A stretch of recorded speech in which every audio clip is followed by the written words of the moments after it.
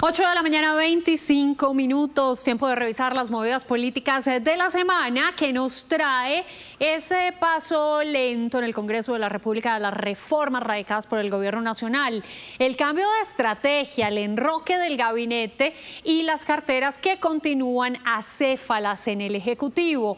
Y no tenemos una, ni dos, ni tres, sino 4 cerezas de la semana, mi queridísimo Gabo. Me iba a dar un abrazo, yo sé. Yo le iba a dar un abrazo porque es la primera vez que presentamos las movidas este año. Las condiciones de salud no nos han permitido pararnos en este digno tablero, pero aquí estamos, señor. Hablando de salud, se ha empantanado la reforma a la salud en el Congreso de la República por cuenta de... Se ha seguido empantanando, porque es que ha sido el almendrón de la discusión desde que comenzó este gobierno, ¿no? Pero es que ahora estamos en una tercera legislatura y ni siquiera las directivas de la Cámara de Representantes han permitido que se agendara en la plenaria del día de hoy el debate de la reforma a la salud, y que da cuenta de la pérdida de tracción del gobierno en la Cámara de Representantes. Se ha aplicado una especie de operación tortuga. Recordemos que en las sesiones extra no se logró aprobar el grueso de los artículos que tenía que aprobarse para que pudiera surtir el trámite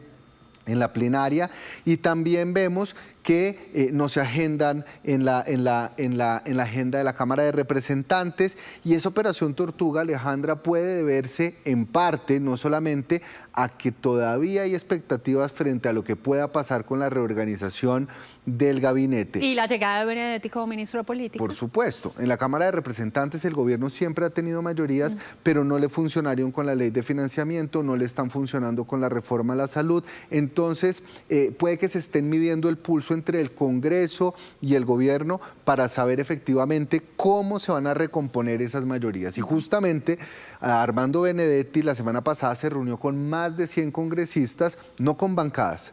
Es la misma teoría del lentejismo, donde se reúne con algunos congresistas, incluso de bancadas independientes como la liberal, la conservadora, la U, es decir, ha tratado de recomponer, no por partidos, el acuerdo nacional, sino por el número de cabezas que logre llevar del lado del gobierno.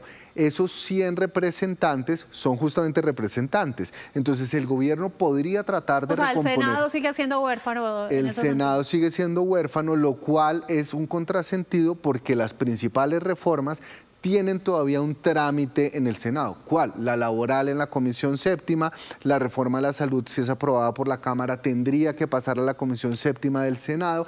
Es decir, que recomponer las mayorías en la Cámara de Representantes no le garantiza bajo ningún supuesto al gobierno nacional y a su nuevo, no se sabe, ministro del Interior, Armando Benedetti, que logren salvar la agenda legislativa. Sin embargo, la semana pasada también le dio una buena sorpresa al gobierno con la aprobación en la Comisión Sexta del Senado de 2 artículos de la reforma a la educación. Algo que el semestre pasado se había dado por perdido, logró avanzar con consenso, es decir, con el apoyo de partidos de gobierno y de la oposición. Habrá que hacerle un seguimiento muy atento a la reforma a la educación. Bueno, señor, avancemos entonces con el almendrón política de la semana. El nuevo gabinete, ¿cambio de estrategia, Gabo? Pues por supuesto, Alejandra, pero hay que decir algo antes. Ya se cumplen 3 semanas desde ese Consejo de Ministros televisado que significó la implosión, la ruptura del gabinete, y todavía no se tienen los nuevos nombres, todavía no se sabe el presidente Gustavo Petro a quién le va a aceptar la renuncia ni cómo se va a dar la recomposición total. Sin embargo, lo que sí se sabe es que va a haber un cambio de rumbo. El gabinete, ¿cómo va a estar compuesto? Como lo habíamos dicho aquí la semana pasada, va a ser un gabinete mixto. Componente técnico, Susana Muhammad, el ministro de Defensa, y un componente político. Ya vimos la entrada de Sanguino, de Rojas en transporte, y todavía hay 3 ministerios, TIC, Comercio y Deportes, que seguramente van a estar distribuidos para darle gobernabilidad.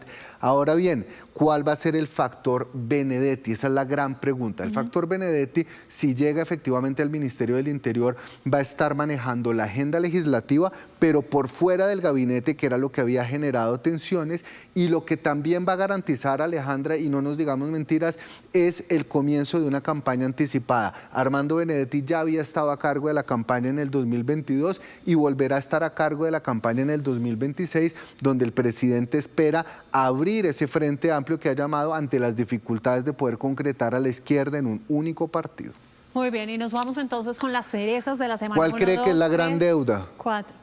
La gran deuda del gobierno con los estudiantes, claro, con este tema del ICETEX. Es que hay tantas deudas, Gabo. Ha habido una polémica porque el gobierno acusa a la Corte Constitucional, pero los opositores del gobierno dicen que en todo caso no se incluyeron los presupuestos en el presupuesto del 2025, dejando a más de 180.000 estudiantes en vilo. Es una gran deuda, sobre todo con un grupo poblacional que siempre ha apoyado al gobierno del presidente Gustavo Petro.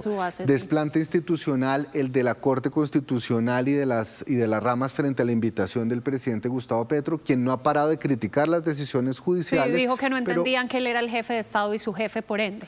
Pero en la relación armónica entre los poderes, los canales de diálogo siempre son bienvenidos, siempre que se respete la autoridad, la independencia y la majestad de las Cortes. Cambios en Ecopetrol, esto va a ser un golpe muy duro para el gobierno. Entra Luis Felipe Henao como representante de las minorías a la Junta Directiva de Ecopetrol. Esa decisión se va a tomar en la próxima asamblea que se dará en las próximas semanas, pero entra un opositor a la Junta Directiva de Ecopetrol y sigue el fuego amigo después de la dura respuesta de María Constanza García, exministra de Transporte, y de William Camargo, cercano al presidente Petro, después de las insinuaciones, exministro de Transporte, después de las insinuaciones del presidente de que en el Ministerio de Transporte había mafias y había corrupción. Así que sigue el fuego amigo después del escándalo de Reyes, de la implosión del gabinete y ahora con la salida de 2 exministros corrigiendo al presidente Gustavo Petro. No más fuego, amigo. Yo con usted, amigo, inmenso agradecimiento por ilustrarnos acerca de las movidas de las que vamos a hablar en lo que será esta semana. Y seguramente habrá muchísimo más y lo consultaremos antes. Gabo, muchísimas gracias. Feliz día, feliz semana.